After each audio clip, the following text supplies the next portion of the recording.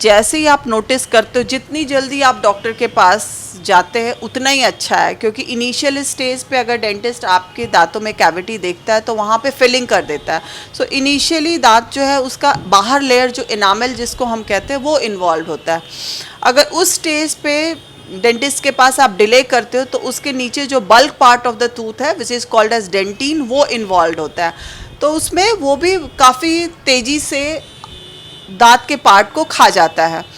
तो second stage जब आपको फील हो रहा है उसमें अगर आप पहुंचते हो तो वहाँ पे आपका बड़ी फीलिंग हो जाती है। तो मैं यही कहना चाहूँगी, जितनी जल्दी आपको पता चलता है या लगता है कि ओरल कैविटी में आपको कैविटी है या दांत में किसी दांत में ब्लैक स्पॉट या कोई गड्ढा महसूस हो रहा है, तो आप जितनी जल्दी हो सके आप डेंटिस्ट से मिलें।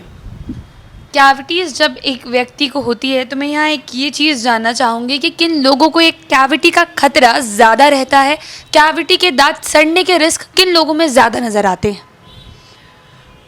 किसी की ओरल कैविटी जिसकी इम्यून सिस्टम कम है या जो डाइट में ज़्यादा जंक फूड खा रहे हैं या जिसके माउथ में ओरल कैविटी में बैक्टीरिया के नंबर्स ज़्यादा है, उनमें केरीज के चांसेस ज़्यादा होते हैं।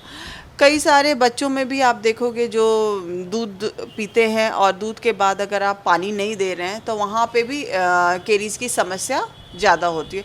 तो it just depend on the person to person. एक ही खाना दो लोग खाते हैं पर किसी के यहाँ मुंह में ज़्यादा केरीज की टेंडेंसी होती है, दूसरे के मुंह में केरीज की टेंडेंसी कम होती है। सो सबसे इम्पॉर्टेंट बात है कि मुंह को सफाई तो आपको करना ही है, जितने अच्छे से हो सके मुंह को क्लीन रखें।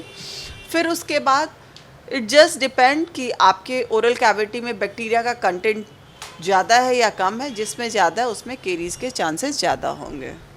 इस वीडियो के लिए एक आखिरी सवाल मैं यही पूछना चाहूँगी कि अगर दांतों में सड़न हो जाती है तो उसके बाद इलाज क्या क्या है?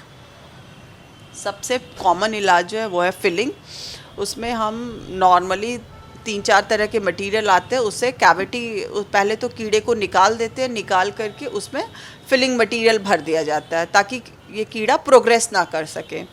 सेकंड चीज़ जो आती है वो अगर कैविटी नस तक पहुंच गई है, अगर पल्प इन्वॉल्व है तो उस केस में हम आरसीटी करते हैं, रूट कैनाल ट्रीटमेंट, जो बहुत ही कॉमनली आजकल आप लोगों ने सुना होगा, सबने मोस्टली सुना ही रख रहा होगा।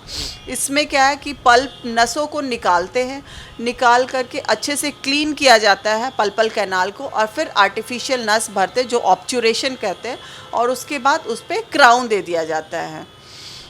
तो इससे क्राउन देने से क्या दांत की मजबूती फिर वापस रिटेन हो जाती है।